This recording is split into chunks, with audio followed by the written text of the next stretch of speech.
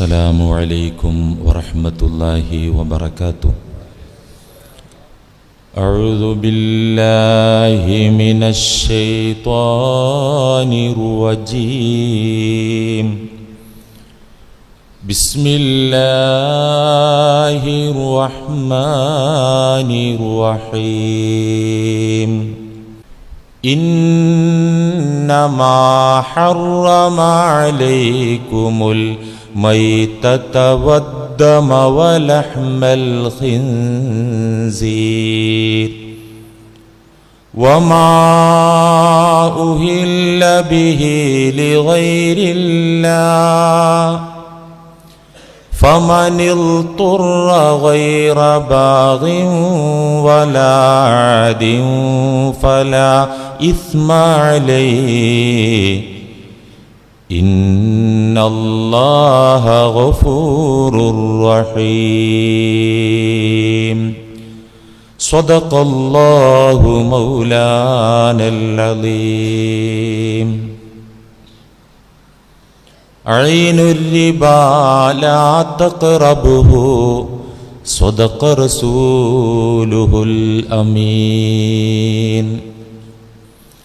لاقت أحاطت بنا في كل ناحية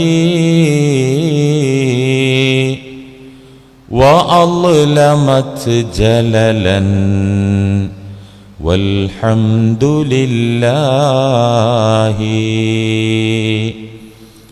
لم نرتجي كشف ضر ثم حادثتي في كل نائبة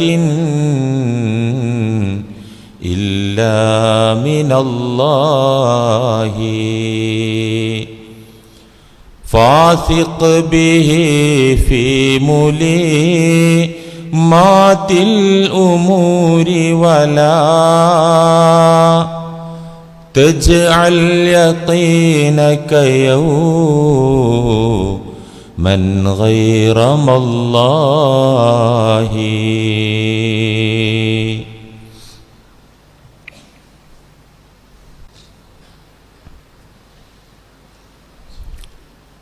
പ്രിയമുള്ള മുഅ്മിനീങ്ങളെ, ഏതാനും ആഴ്ചകളായി പലിശയുമായി ബന്ധപ്പെട്ട ഖുർആനീക സൂക്തങ്ങളും തിരുസുന്നത്തിൽ വന്നിരിക്കുന്ന താക്കീതുകളും മുന്നറിയിപ്പുകളുമൊക്കെ ഏറെക്കുറെ വിശദമായി തന്നെ ഇവിടെ പറഞ്ഞിട്ടുള്ളതും കേട്ടിട്ടുള്ളതും ആണ്. കഴിഞ്ഞയാഴ്ച മുതൽ ഈ വിഷയത്തിലുള്ള ചില മതവിധികൾ, ചില നിയമാവലികൾ ഓരോ സാധാരണക്കാരും ഗ്രഹിക്കേണ്ടുന്ന ചില മസ്അലകളാണ് നാം സംസാരിച്ച് തുടങ്ങിയത്. പലിശയെ അല്ലാഹു ഹറാമാക്കി, നിഷിദ്ധമാക്കി. കാരണം അത് നഷ്ടമാണ്, അത് അപകടമാണ്, അതൊരിക്കലും ലാഭമല്ല, അതൊരിക്കലും സുരക്ഷിതമല്ല. പലിശ കൊണ്ട് ഇഹത്തിലും പരത്തിലും പ്രഹരമേൽക്കുന്നതിനെക്കുറിച്ച്, ഈ ലോക ജീവിതത്തിലും മരണാനന്തര ജീവിതത്തിലും അത് നഷ്ടം വരുത്തിവെക്കുന്ന നഷ്ടത്തിൻ്റെ കണക്കുകൾ നാം പറഞ്ഞു കഴിഞ്ഞു. അഹല്ലല്ലാഹുൽ ബൈഅ, കച്ചവടത്തെ അല്ലാഹു അനുവദിച്ചു തന്നതും ആ കച്ചവടം ഒരുപക്ഷെ ഇഹത്തിൽ നഷ്ടമായി ഭവിച്ചാലും പാരത്രിക ലോകത്ത് ലാഭമാക്കാനുള്ള മാർഗങ്ങൾ, വഴികൾ, നീയത്തുകൾ ഒക്കെ ഇവിടെ പറഞ്ഞു കഴിഞ്ഞു. ഇന്ന് ഇൻഷാ അല്ലാഹ് കച്ചവടത്തിൻ്റെ മറവിൽ വന്നുപോകുന്ന, ബിസിനസിൻ്റെ ഇടയിലൂടെ വന്നുപോകാൻ സാധ്യതയുള്ള ചില പലിശ ഇടപാടുകളെക്കുറിച്ചാണ് പറയാൻ ഉദ്ദേശിക്കുന്നത്. പ്രത്യക്ഷത്തിൽ അത് കച്ചവടമായിരിക്കും, ബിസിനസ്സായിരിക്കും. എന്നാൽ യഥാർത്ഥത്തിൽ അത് ഒരു പലിശയുടെ ഇടപാടായി മാറിയിട്ടുണ്ടാകും. നമ്മുടെ നാട്ടിൽ സാർവത്രികമായി സർവസാധാരണയായി നടക്കുന്ന ഒരു ഇടപാടാണ് കച്ചവടത്തിലേക്ക് പൈസ ഇറക്കി കൊടുക്കുക, പണം ഇറക്കി കൊടുക്കുക. സ്വയം കച്ചവടം ചെയ്യാൻ ഒന്നുകിൽ ഒഴിവില്ല, അല്ലെങ്കിൽ കഴിവില്ല. അത്യാവശ്യം ഫണ്ടാണെങ്കിൽ കയ്യിലുണ്ട് താനും. ഇത്തരം സാഹചര്യങ്ങളിൽ നമ്മുടെ നാട്ടിൽ സാധാരണയായി നടക്കുന്ന ഒരു കാര്യമാണ് ബിസിനസ്സിലേക്ക്, ഒരു കമ്പനിയോ ഒരു വ്യക്തിയോ നടത്തുന്ന ബിസിനസ്സിലേക്ക് ആ പൈസ ഇൻവെസ്റ്റ്മെന്റ് ചെയ്യുക, നിക്ഷേപിക്കുക. ഇതിൽ പലിശ കടന്നു വന്ന് ഹറാമായി തീരാനുള്ള രൂപം അതിനകത്തുണ്ട്, അതിനുള്ള സാധ്യതയുണ്ട് കച്ചവടത്തിലേക്ക് പണം ഇറക്കുമ്പോൾ.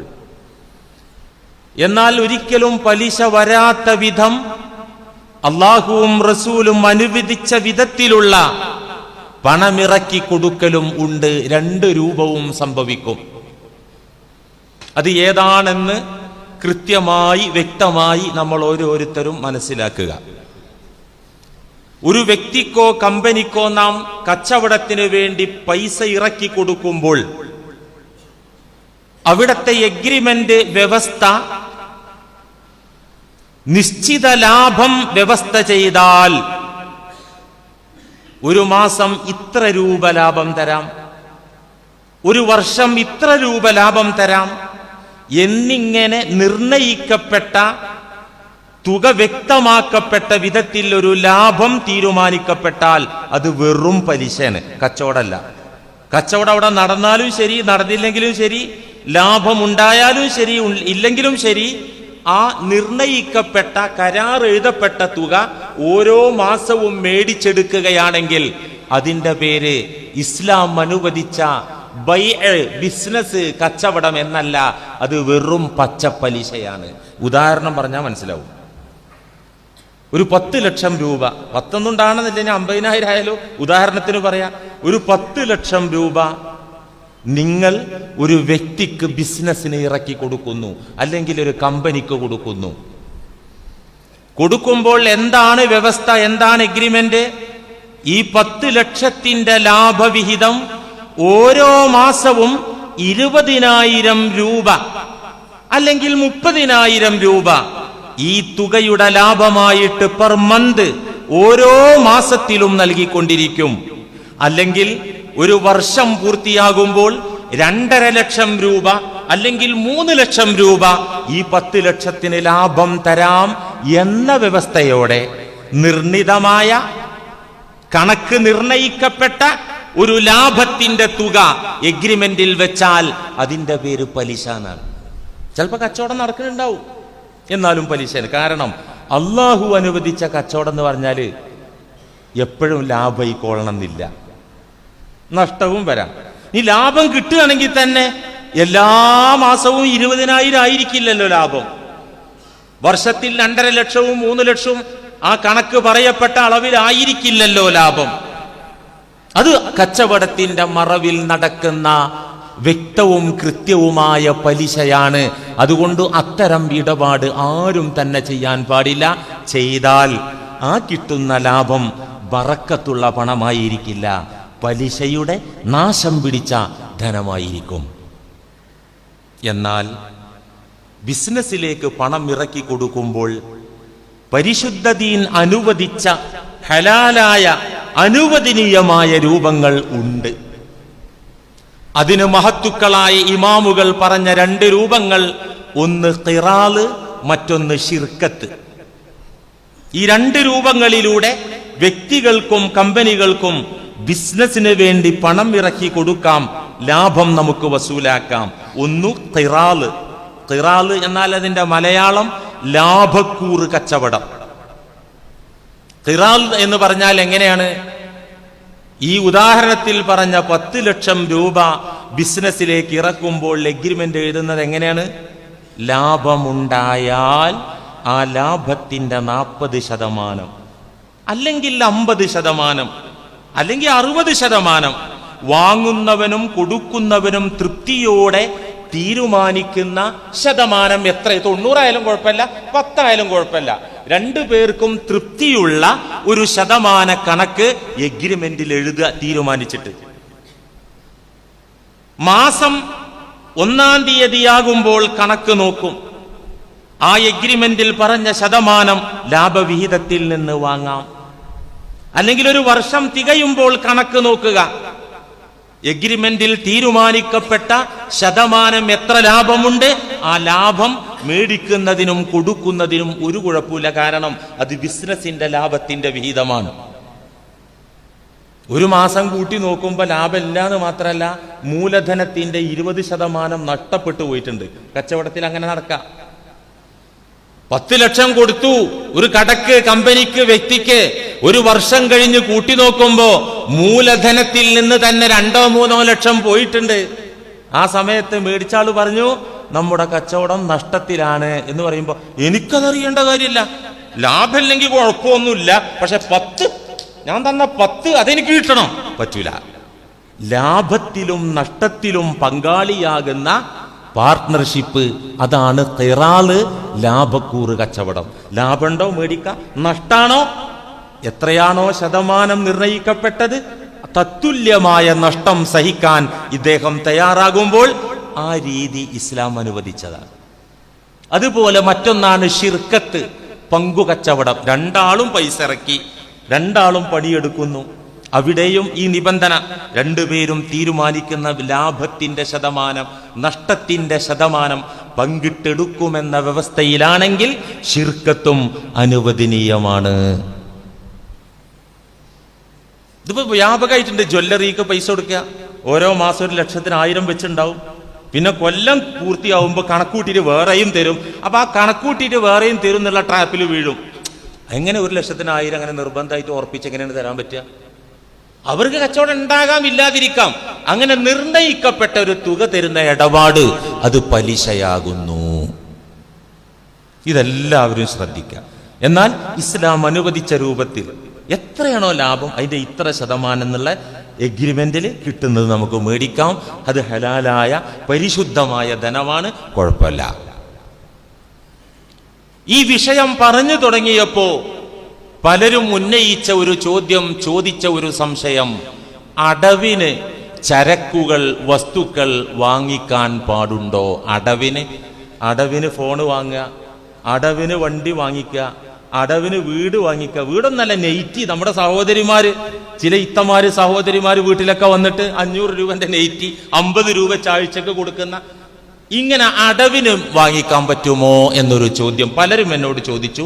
വെയിറ്റ് ചെയ്യൂ, നമുക്ക് പറയാം എന്ന് പറഞ്ഞിട്ട് അവരെ സമാധാനിപ്പിച്ചു. അർജന്റ് ഉള്ളവർക്ക് അപ്പൊ പറഞ്ഞു കൊടുക്കുകയും ചെയ്തു.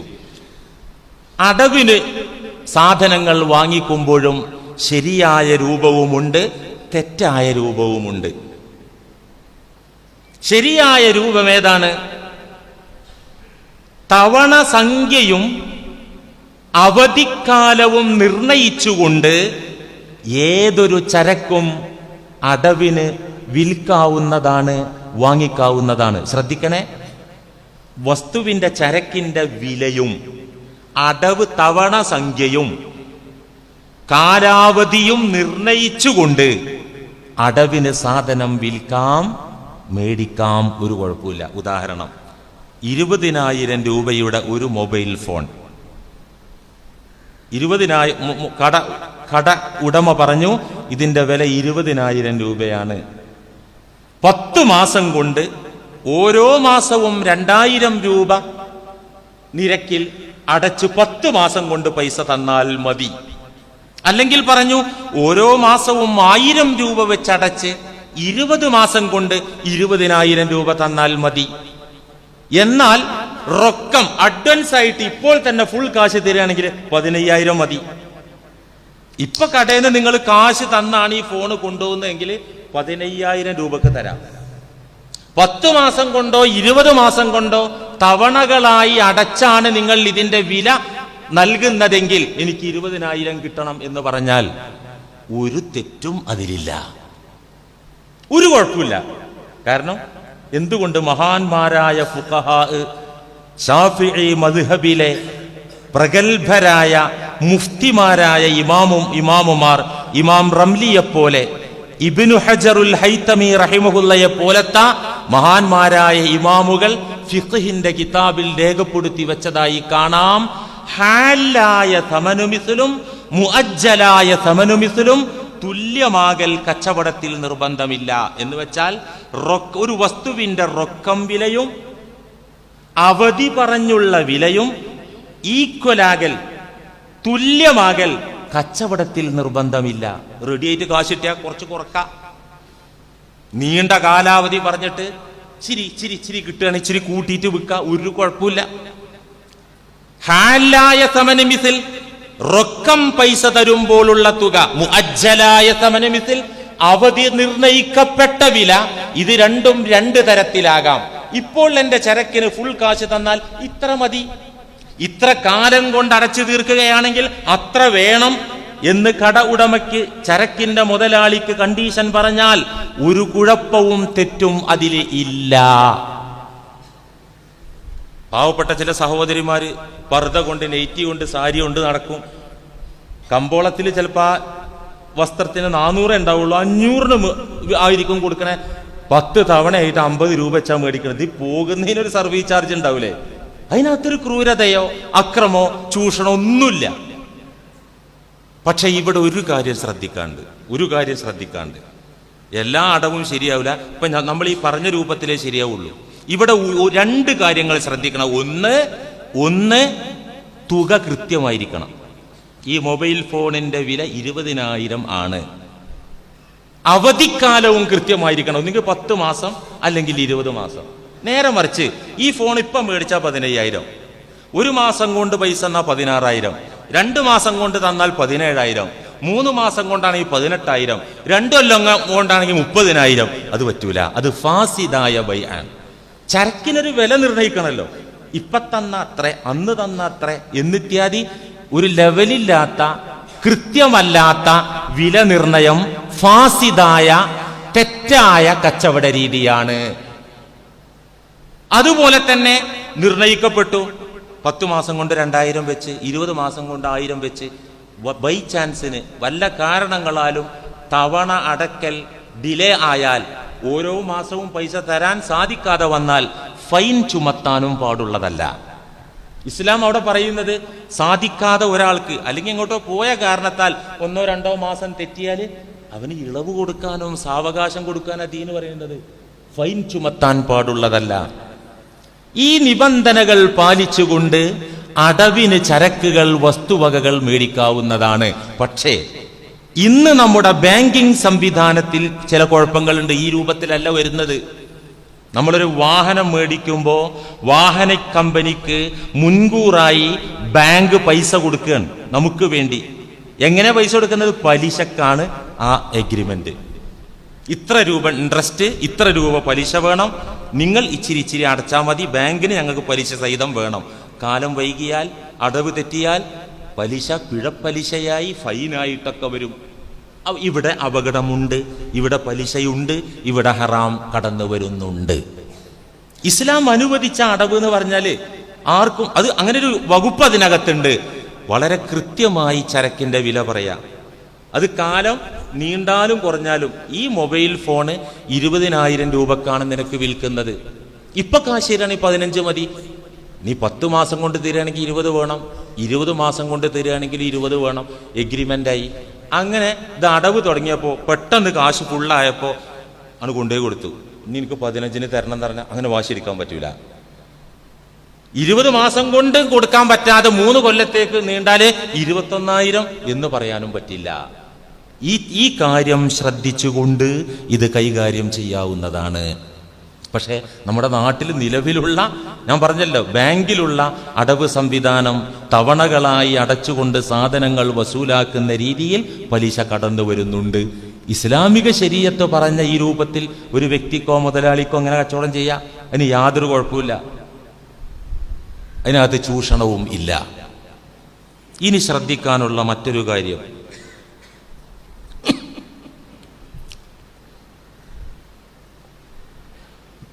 നമ്മൾ പലിശയെക്കുറിച്ച് പറഞ്ഞു. അത് അത്യന്തം അപകടമാണെന്നും അത് വാങ്ങലും കൊടുക്കലും അതുമായി സഹായിക്കലും സഹകരിക്കലും ഒക്കെ കുഴപ്പമാണ്, വൻ കുറ്റമാണ് എന്ന് നമ്മൾ പറഞ്ഞു. ഇത് മാത്രം വഴലു പറഞ്ഞിട്ട് പോകാൻ പറ്റൂല. ഇന്നത്തെ കാലത്ത് ഏത് കാലത്തും പോകാൻ പറ്റൂല. ഇതിനൊരു മറുവശം കൂടിയുണ്ട്. കാരണം ഈ വിഷയം പറഞ്ഞു തുടങ്ങിയപ്പോൾ ആശങ്കാകുലരായി പല സഹോദരന്മാരും ആത്മാർത്ഥമായി എന്നോട് പറഞ്ഞു, ഉസ്താദെ, പലിശയെ ഇങ്ങനെ അടച്ചാക്ഷേപിച്ച് വഴലു പറഞ്ഞു പോയാൽ നാട്ടുകാരൊക്കെ ആശയക്കുഴപ്പത്തിലാകും. ഒരു നിലക്കല്ലെങ്കിൽ മറ്റൊരു നിലക്ക് നിർബന്ധ സാഹചര്യത്തിൽ പെട്ടുപോയ ആൾക്കാരെന്നെ ഇതിനകത്തുണ്ട്. അതുകൊണ്ട് ഇത് വേണോ എന്നൊക്കെ ചോദിച്ചവരൊക്കെ ഉണ്ട്. പക്ഷെ അതിന്റെ രണ്ട് വശം നമ്മൾ മനസ്സിലാക്കുക. ഇതായിട്ട് ബന്ധപ്പെടല് വലിയ കുറ്റാണ്.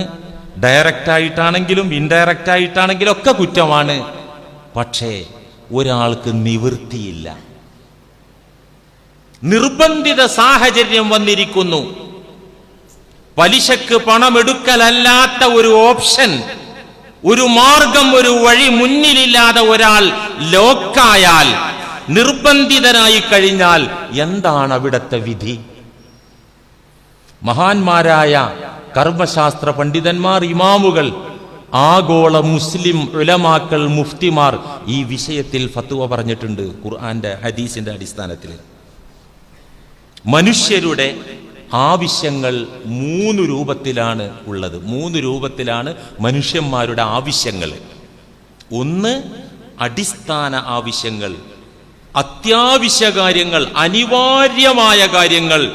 ഏതുപോലെ ജീവനും ആരോഗ്യവും നിലനിർത്താൻ വേണ്ട ആഹാരം, ജീവൻ നിലനിർത്താൻ വേണ്ട മരുന്ന്, നാണം മറക്കാൻ ആവശ്യമായ വസ്ത്രം, വെയിലിൽ നിന്നും മഴയിൽ നിന്നും സുരക്ഷിതമായി കേറിക്കിടക്കാൻ ഒരു കൊച്ചുകൂര, ആശ്രിതരായ ഭാര്യ സന്താനങ്ങളുടെ നിർബന്ധമായ ചിലവുകൾ, ഇതൊക്കെ അടിസ്ഥാന ആവശ്യങ്ങളാണ്, അനിവാര്യമായ അത്യാവശ്യങ്ങളാണ്.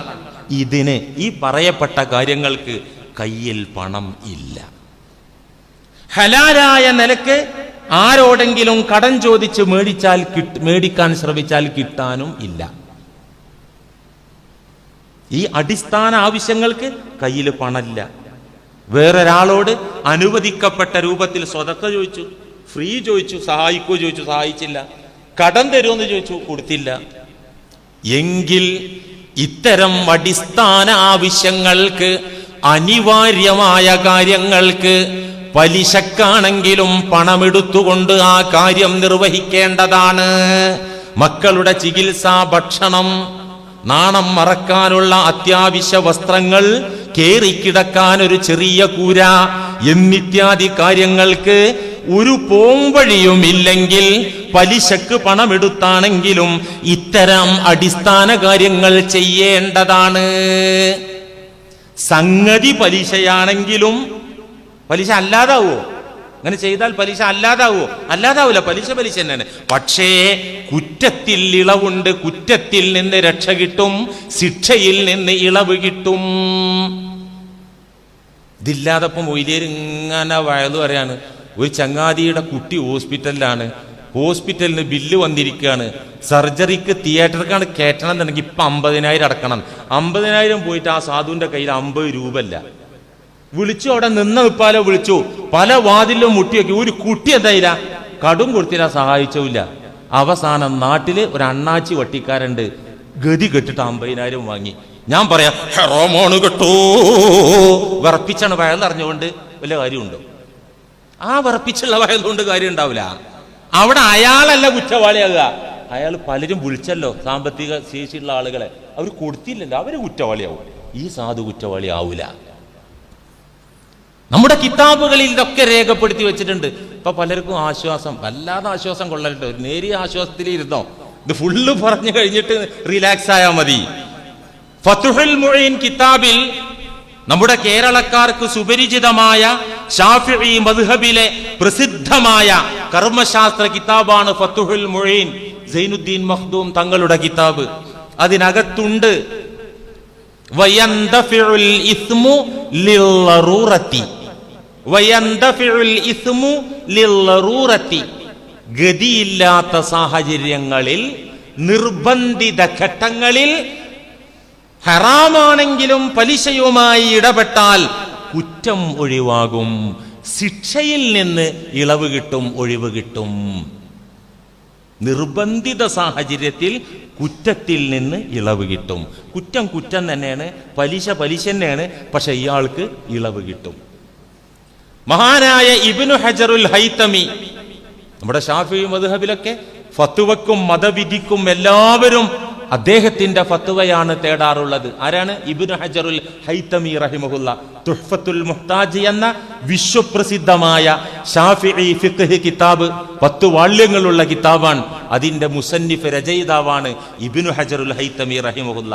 അദ്ദേഹത്തിന്റെ ഫതാവൽ കുബ്രയിൽ അദ്ദേഹം പറയുന്നുണ്ട്, ലൗ അഅത സിയാദത, ഒരാള് അധികം പണം കൊടുത്തു, എന്നുവെച്ചാൽ പലിശ കൊടുത്തു, പൈസ വാങ്ങിയിട്ട് പലിശ കൊടുത്തു. ഇൻദൽ ഇൽത്തിറാറി, ഗതികെട്ട നേരത്ത് ഒരാൾ പലിശക്ക് പണമെടുത്ത് പലിശ തുക കൊടുത്തു, പലിശയുടെ വിഹിതം കൊടുത്തു. ലിൽ അത്ഫാലിൽ ജിയാൾ, പട്ടിണിയുള്ള മക്കൾക്ക് വേണ്ടി, രോഗികളായ ഭാര്യ സന്താനങ്ങൾക്ക് വേണ്ടി, അവരുടെ നാണം മറക്കാനുള്ള വസ്ത്രത്തിന് വേണ്ടി, കേറി കിടക്കാനുള്ള കൊച്ചുകൂരക്ക് വേണ്ടി, ബിഹൈസു, ഒരു നിലക്ക്, ഇന്നഹു ഇദാലം യുഅതി സിയാദത ലാ യഹ്സുലുൽ ഖർളു, ഏത് നിലക്ക്? ഈ പലിശക്ക് പണം എടുത്ത് പലിശ പണം കൊടുത്തിട്ട് വായ്പ എടുത്തില്ലെങ്കിൽ ലാ യഹ്സുലുൽ ഖർളു, ഒരു സ്ഥലത്തു നിന്നും ഹലാലായ കടം കിട്ടാനുമില്ല. എന്നാൽ യന്തഫിഉ ഇസ്മു സിയാദതി ഫീ ഹാദിഹിൽ ഹാലത്തി, ഇത്തരം ഘട്ടങ്ങളിൽ ഈ വ്യക്തി കുറ്റവാളിയാവുകയില്ല, കുറ്റത്തിൽ നിന്ന് ഒഴിവാകുന്നതാണ്. അപ്പൊ ഗതിയില്ലാതെ പലരും ചെയ്തിട്ടുണ്ടാകും. അവർക്ക് ഇളവ് കിട്ടും, മാപ്പ് കിട്ടും. സംഗതി ഹറാമാണെങ്കിലും പലിശയാണെങ്കിലും അവർ ശിക്ഷിക്കപ്പെടുകയില്ല എന്നതാണ് ഇസ്ലാമിക നിയമം. ഇത് എവിടുന്നാണ് ഈ ഫുഖഹാ ഇമാമിങ്ങൾ ഇതൊക്കെ പറഞ്ഞത്? അവർക്ക് തോന്നിയ പോലെ പറയാൻ പറ്റുമോ? അപ്പോൾ ഞാൻ പെരുമ്പാവൂർ ഈ വിഷയം ഒരിക്കൽ പലിശ പറഞ്ഞപ്പോൾ, ഈ ഇളവിന്റെ മേഖല പറഞ്ഞപ്പോൾ നാട്ടിലെ പ്രഗത്ഭനായ ഒരാൾ പറഞ്ഞു, പണ്ഡിതനൊന്നല്ല, മുയ്ലിയാരെന്താ പലിശനെ ന്യായീകരിക്കുന്നത്? ന്യായീകരിക്കണില്ലല്ലോ, തെറ്റന്നെ. പക്ഷെ ഇയാൾക്ക് ഇളവുണ്ട്, കുറ്റത്തിൽ നിന്ന് മോചനുണ്ട് എന്ന് മാത്രമേ പറയുന്നുള്ളൂ, ന്യായീകരിക്കല്ല. പരിശുദ്ധ ഖുർആനിൽ നിന്നാണ് തെളിവ്. ഹറാമായ ഭക്ഷണം, ഹറാമായ പാനീയം, അനർഹമായ അന്നപാനീയങ്ങൾ ഗതികെട്ടവർക്ക്, നിർബന്ധിത സാഹചര്യങ്ങളിൽ ലോക്കായവർക്ക് ഉപയോഗിക്കേണ്ടി വന്നാൽ അവർക്ക് കുറ്റമില്ല എന്ന് അല്ലാഹു സുബ്ഹാനഹു വ തആല കൃത്യമായി വിശദമായി സൂറത്തുൽ ബഖറയുടെ 173-ാമത്തെ ആയത്തിലൂടെ പറയുന്നുണ്ട്. ഇന്നമാ ഹറമ അലൈക്കുമുൽ മൈതത വദ്ദമ വലഹ്മൽ ഖിൻസീർ വമാ ഉഹില്ല ബിഹി ലിഗൈരില്ലാഹ് فمن اضطر غير باغ ولا عاد فلا إثم عليه إن الله غفور رحيم إنما حرم عليكم الميتة والدم ولحم الخنزير وما أهل به لغير الله. തീർച്ചയായിട്ടും നിങ്ങളുടെ മേൽ ഹറാമാക്കിയിരിക്കുന്നു, അള്ളാഹു നിഷിദ്ധമാക്കിയിരിക്കുന്നു, അരുതെന്ന് പ്രഖ്യാപിച്ചിരിക്കുന്നു. എന്ത്? അൽ മൈത്തത്ത, ശവം, തല്ലിക്കൊല്ലപ്പെട്ടത്, വണ്ടിയിൽ കുടുങ്ങി ചത്തത്, സ്വാഭാവികമായി ചത്തു വീണത്, ശവം നിങ്ങൾ തിന്നരുത് എന്ന് അള്ളാഹു കൃത്യമാക്കി പറഞ്ഞിരിക്കുന്നു. അത് നിങ്ങൾക്ക് ഹറാമാക്കിയിരിക്കുന്നു. വദ്ദമ, രക്തം, രക്തം കുടിക്കുന്നവരുണ്ട്, മൃഗങ്ങളുടെ രക്തം നിങ്ങൾക്ക് നിഷിദ്ധമാണ്. വലഹ്മൽ ഖിൻസീർ, പന്നി മാംസം കഴിക്കൽ നിങ്ങൾക്ക് നിഷിദ്ധമാണ്, ഹറാമാണ്. വമാ ഉഹില്ല ബിഹി ലിഗൈരില്ലാഹ്, അല്ലാഹു അല്ലാത്ത ദേവീ ദേവന്മാരുടെ നാമത്തിൽ ബലിയറുക്കപ്പെട്ടവയുടെ മാംസവും നിങ്ങൾക്ക് ഹറാമാണ്. ഇവിടെ ചിലർ കബളിപ്പിക്കലുണ്ട് കേട്ടോ. ഇപ്പൊ മൊയ്തീൻ ശൈഖിന്റെ പേരിൽ അർത്ഥ തിന്നാൻ പാടില്ല എന്നൊക്കെ, അങ്ങനല്ല. അത് കല്യാണത്തിന്റെ പേരിൽ അർത്താലും ബിസ്മി എല്ലിട്ട് അറക്കണേ. ഏത് കല്യാണത്തിന്റെ പേരിൽ അറക്കുമ്പോഴും നമ്മൾ അള്ളാന്റെ നാമം കൊണ്ടാ ഇറക്കണേ. പേരെന്താ കല്യാണം. സൽക്കാരത്തിന്റെ പേരിൽ അർത്താലും നമ്മൾ ബിസ്മില്ലിട്ട് അറക്കണത്. പുള്ളയുടെ പേരിൽ അക്കീക്ക് അറക്കൂല, പുള്ള ഉണ്ടായാല് പുള്ളയുടെ പേരിൽ അറക്കുമ്പോഴും നമ്മൾ ബിസ്മില്ലിട്ടാണ് അറക്കേണ്ടത്. ഇതുപോലെ അള്ളാഹു ആദരിച്ച മനുഷ്യന്മാരെ സ്മരിക്കുന്നതിന്റെ ഭാഗമായി ഒത്തുകൂടിയ ആളുകൾക്ക് ഭക്ഷണം കൊടുക്കാൻ അവരുടെ പേരിൽ ഇറക്കുന്നതും ബിസ്മില്ലിട്ടാണ് നമ്മൾ ഇറക്കുന്നത്. അവിടെ ഒന്നും കുഴപ്പമില്ല. ഇവിടെ പറഞ്ഞ് ബിസ്മില്ലാഹി അല്ലാഹു അക്ബർ എന്നതിന് പകരം ലാത്തയുടെ നാമത്തിൽ, ഹുബുലുല്ലയുടെ നാമത്തില്, ഗുരുവായൂരപ്പൻ, അത് അവര് പിന്നെ അതിന്റെ ആൾക്കാരല്ല. അങ്ങനെ ഉണ്ടല്ലോ തമിഴ്നാട്ടിലൊക്കെ പോത്തിനെയൊക്കെ കുരുതി കൊടുക്കുന്നത് ദേവികൾക്ക് വേണ്ടി, ദേവന്മാർക്ക് വേണ്ടിയിട്ടൊക്കെ വിഗ്രഹത്തിന്റെ മുകളിൽ ഇങ്ങനെ അറുത്തിട്ട്, കോഴിയെ അറുത്തിട്ട് രക്തം ഒഴുക്കുന്ന രീതിയൊക്കെ. അങ്ങനെ അള്ളാഹു അല്ലാത്തവയുടെ നാമം കൊണ്ട്, നാമം ഉരുവിട്ട് അറുക്കപ്പെട്ട ആ മാംസവും നിങ്ങൾക്ക് ഹറാമാണ്. ഇതൊക്കെ നിങ്ങൾക്ക് പച്ച ഹറാമാണ്, തൊടരുത് എന്നാ ഇത് പറഞ്ഞ അള്ളാഹു നിർത്തിയില്ല. ഫമനിൽ തുറ, ആ ആയത്തിന്റെ അടുത്ത ഭാഗം ഫമനിൽ തുറ ഗൈറ ബാഗിൻ വലാ ആദിൻ ഫലാ ഇസ്മ അലൈഹി. ഒരാള് ലോക്കായി കുടുങ്ങിപ്പോയി, ഈ പറയപ്പെട്ട സാധനമല്ലാതെ ഒന്നും കിട്ടാതെ ജീവൻ അപകടത്തിലാകുന്ന അവസ്ഥ കണ്ടു, ദാഹം കൊണ്ട്, വിശപ്പ് കൊണ്ട്. അങ്ങനെ ഒരാൾ നിർബന്ധിതനായാൽ, പെട്ടുപോയാൽ, മതനിയമം അതിലംഘിക്കുന്ന, സന്തോഷമില്ലാതെ പരിധി വിടാത്ത വിധത്തിൽ ശവത്തിൽ നിന്നാണെങ്കിലും പന്നിയിറച്ചിയിൽ നിന്നാണെങ്കിലും രക്തത്തിൽ നിന്നാണെങ്കിലും അല്ലാഹു അല്ലാത്ത ദേവീദേവന്മാരുടെ പേരിൽ അറുക്കപ്പെട്ടവയിൽ നിന്നാണെങ്കിലും ഏതെങ്കിലും ആളുകൾ കുടുങ്ങിയിട്ട് ഗത്യന്തരമില്ലാതെ കഴിച്ചു പോയാൽ ഫലാ ഇസ്മ അലൈഹി, അത്തരക്കാരുടെ മേലിൽ കുറ്റമില്ല. ഈ പറയപ്പെട്ടത് വെറുപ്പുള്ള ഫുഡാണ് അല്ലേ? നമ്മളെ പ്രകൃതി തന്നെ നമുക്ക് അറപ്പാണ്, പന്നിയിറച്ചി, ശവം എന്നൊക്കെ പറഞ്ഞ. പക്ഷെ കുടുങ്ങിക്കഴിഞ്ഞിട്ട് കഴിച്ചു പോയാൽ ഫലാ ഇസ്മ അലൈഹി, ആ കുടുങ്ങിപ്പോയ വ്യക്തിയുടെ മേലിൽ കുറ്റമില്ല. ഇന്നല്ലാഹ ഗഫൂറുർ റഹീം, തീർച്ചയായിട്ടും അല്ലാഹു ഏറെ പൊറുക്കുന്നവനും കരുണാവാരിധിയുമാകുന്നു.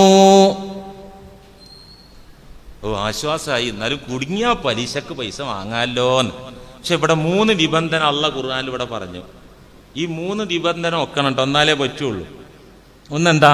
ലോക്കാകണം, ഹലാല് കിട്ടൂല എന്ന് ഉറപ്പാണ്.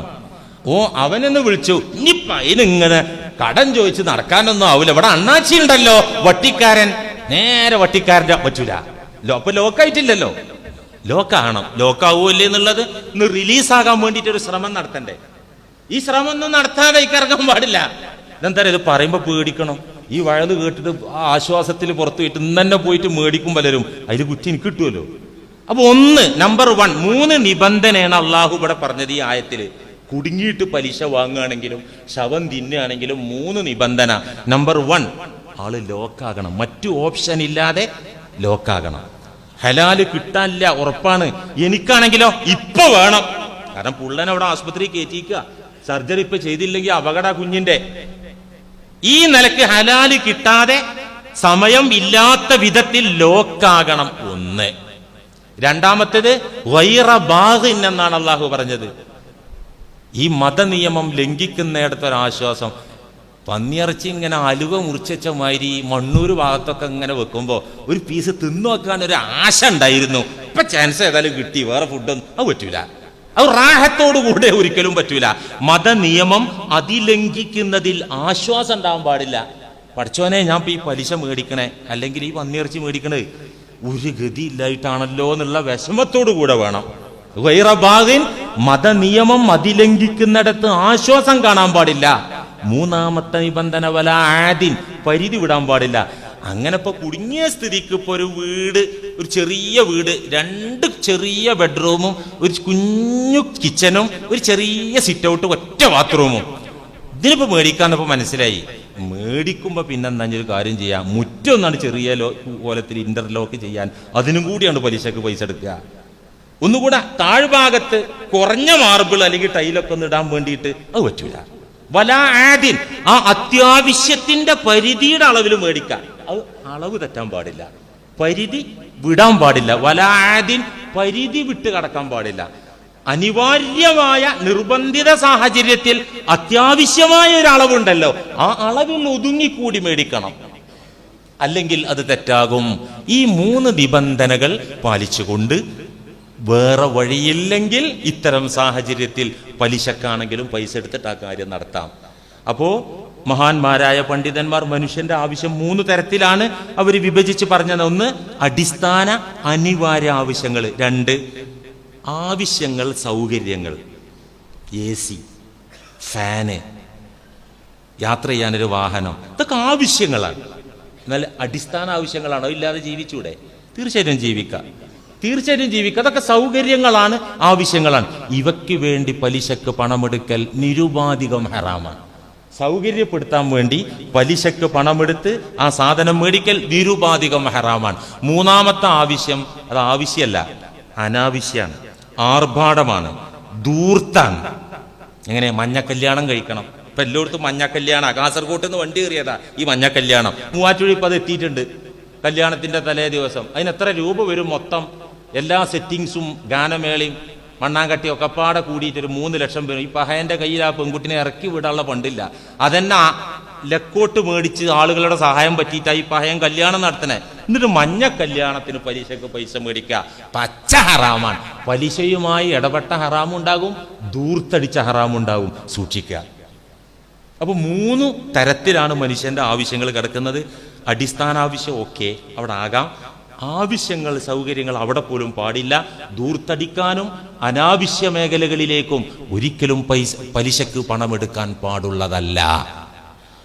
ഇനി ഒറ്റ കാര്യം കൂടി, നീട്ടിക്കൊണ്ടുപോകുന്നില്ല, ഒറ്റ കാര്യം. പലരും ചോദിച്ച ഒരു ചോദ്യം, മറ്റൊരു ചോദ്യമാണ്, ഗവൺമെന്റ് ഉദ്യോഗസ്ഥന്മാർ സർവീസിൽ നിന്ന് വിരമിക്കുമ്പോൾ, ജോലിയിൽ നിന്ന് പെൻഷനായി പിരിഞ്ഞു പോരുമ്പോൾ ഒരു തുക കിട്ടും.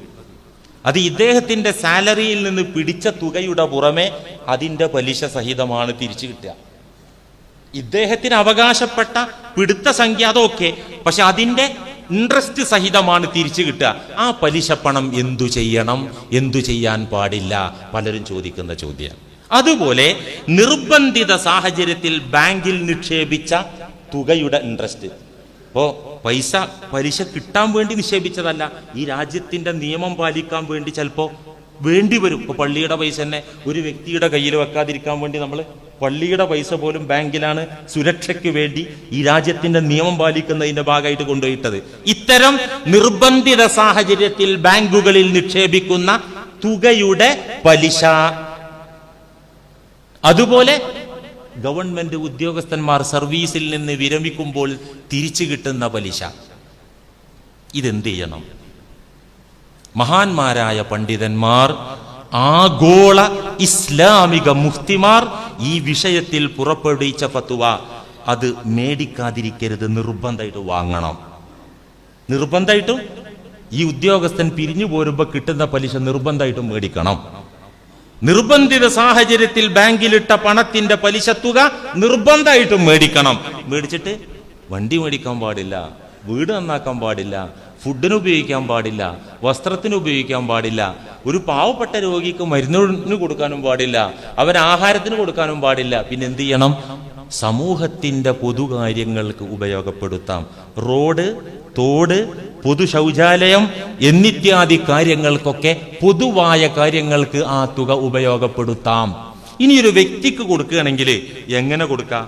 ഒരാള് പലിശക്കെണിയിൽ ലോക്കാണ്, കിടപ്പാടൊക്കെ പോയി, ഇയാൾ പലിശ കൊണ്ട് ഹലാക്കായി കിടക്കുകയാണ്. എനിക്കാണെങ്കിലോ ജോലിയിൽ നിന്ന് വിരമിച്ചപ്പോ 25 ലക്ഷം കിട്ടിയില്ല, 7 ലക്ഷം തന്നെയാണ് പലിശ തന്നെയാണ്, 7 ലക്ഷം പലിശയാണ്.